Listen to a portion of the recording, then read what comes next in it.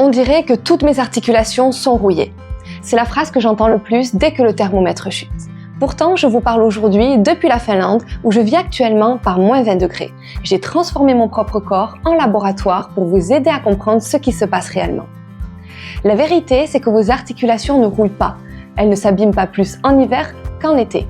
En réalité, votre corps est en train de faire quelque chose de fascinant. Il déploie un bouclier. Aujourd'hui, je vous explique pourquoi vous avez plus mal quand il fait froid et comment huiler votre système de l'intérieur. En arrivant ici, avec le froid polaire, j'ai senti mes vieux réflexes se réveiller.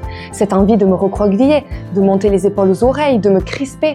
J'ai vu mes anciennes douleurs d'accident de voiture tenter de refaire surface, mais j'ai compris une chose capitale. Ce n'est pas le froid qui crée la douleur, le froid est un révélateur. Scientifiquement, il se passe ce que l'on appelle la vasoconstriction.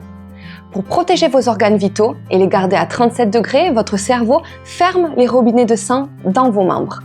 Vos muscles du dos, de la nuque reçoivent donc moins d'oxygène et ils deviennent plus acides et plus raides. Et c'est cette raideur que vous interprétez comme de la rouille. Le deuxième phénomène, c'est que votre système nerveux interprète le froid comme une menace. Donc, pour vous forcer à vous protéger, il augmente le volume de vos sensations et une petite tension qui passait inaperçue en été devient une douleur vive en hiver. Votre cerveau ne vous ment pas, il essaye de vous protéger. Mais en faisant ça, il verrouille votre corps dans un mode bouclier. Et le problème, c'est qu'on finit par s'épuiser à lutter contre notre propre corps. Alors, on ne peut pas réparer la rouille qui n'existe pas, mais on peut apprendre à baisser le volume de nos sensations. Pour retirer ce bouclier, ici en Finlande, j'utilise 2 astuces anti-froid testées et approuvées.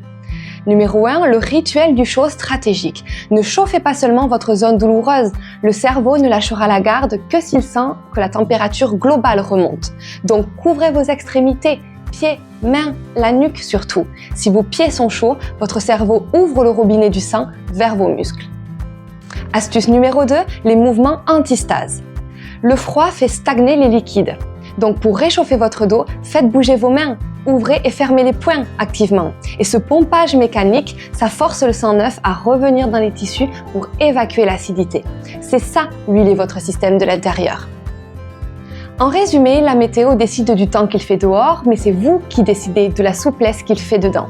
Si vous sentez que l'hiver appuie sur vos points sensibles, alors c'est le moment idéal pour tronquer l'approximation contre la précision et comprendre enfin quelle méthode et quels étirements spécifiques votre corps a besoin pour se soulager, et ce tout au long de l'année.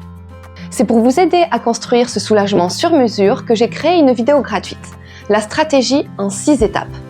Je vous y montre comment créer vos propres outils de soulagement pour ne plus jamais subir les caprices de la météo. Dites-moi aussi en commentaire quelle est la partie de votre corps qui vous envoie en premier ce signal de rouille quand il fait froid. Partagez aussi cette vidéo à une amie qui a besoin de savoir qu'une autre voie est possible.